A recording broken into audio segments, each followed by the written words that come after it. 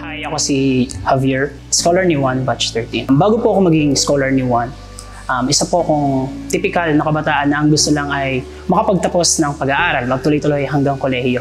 Pero taong 2020, nung tumama yung COVID-19, isa po ako sa mga kabataan na labis na naapektuhan ng pandemya.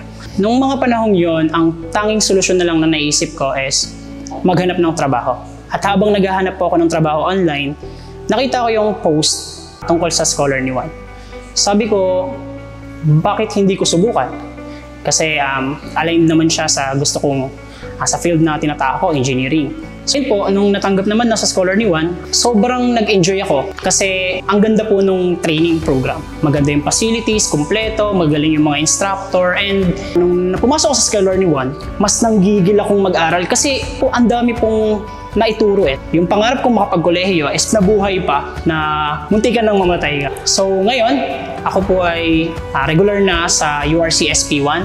And bilang regular, nagkaroon na po ako ng stable na income. Nabibili ko yung mga gusto ko na nakakapag-provide na rin sa pamilya ko, sa mga magulang ko. At higit po sa lahat, nagawa ko pong makapagtuloy ng kolehiyo.